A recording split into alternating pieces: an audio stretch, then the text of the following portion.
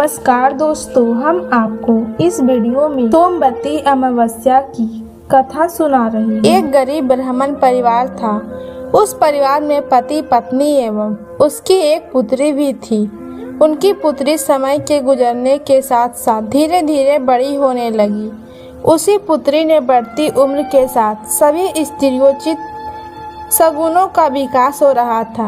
वह कन्या सुंदर एवं गुणवान थी, परंतु गरीब होने के कारण उसका विवाह नहीं हो पा रहा था। एक दिन उस ब्राह्मण के घर एक साधु महाराज पधारे।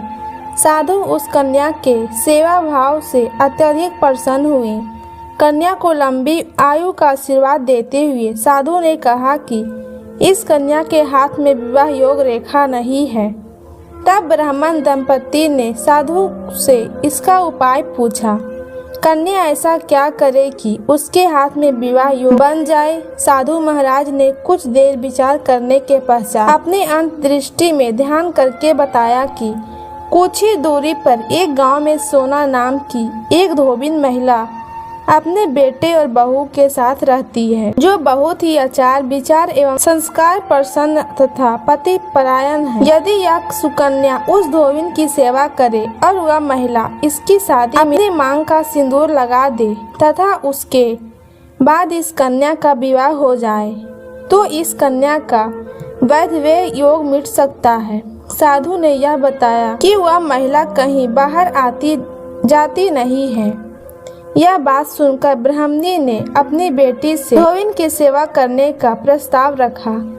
अगले दिन से ही कन्या प्रातः काल ही उठकर सोना धोबिन के घर जाकर साफ सफाई एवं अन्य सारे कार्य करके अपने घर वापस आने लगी। एक दिन सोना धोबिन अपनी बहू से पूछती है कि तुम तो सुबह ही उठकर सारे काम कर लेती हो और पता भी नहीं चलता। बहू ने कहा, माँ जी, मैंने तो सोचा कि आप ही सुबह उठकर सारे काम खुद ही खत्म कर लेती है। मैं तो देर से उठती हूँ। यह सब जानकर दोनों सास बहू घर की निगरानी करने लगी। कौन है जो सुबह ही घर का सारा काम करके चला जाता है। कई दिनों के बाद धोबिन ने देखा कि एक कन्या मुंह ढके अंधेरे में घर में आती है और सारे काम करने के बाद चली जाती है।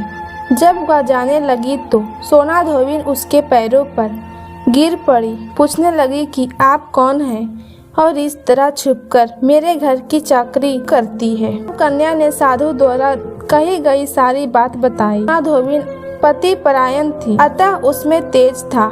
वह तैयार हो गई। सोना धोबिन के पति थोड़ा आश्वस्त थे। उसने अपनी बहू से अपने लौट आने तक घर पर ही रहने को कहा। सोना धोबिन ने जैसे ही अपने मांग का सिंदूर उस कन्या की मांग में लगाया, सोना धोबिन का पति मर गया। उसे इस बात का पता चल गया। वह घर से निर्जल ही चली थी, यह सोचकर कि रास्ते में कहीं पीपल का पेड़ मिलेगा तो उसे भंवरी देकर और उसकी परिक्रमा कर ही जल ग्रहण करेगी। उस दिन सोमवती अमावस्या थी। ब्राह्मण के घर मिले पूरे पकवान की जगह उसने ईंट के टुकड़ों के 108 बार भावरी देकर 108 बार पीपल के पेड़ की परिक्रमा की और उसके बाद जल ग्रहण किया। ऐसा करते ही उसके पति के मृत शरीर में वापस जान आ गई। धोबिन का पति फिर से जीवित हो उठा। अगर ये सोमवती अमावस्या की कथा कैसी लगी हो कमेंट बॉक्स में जरूर लिखें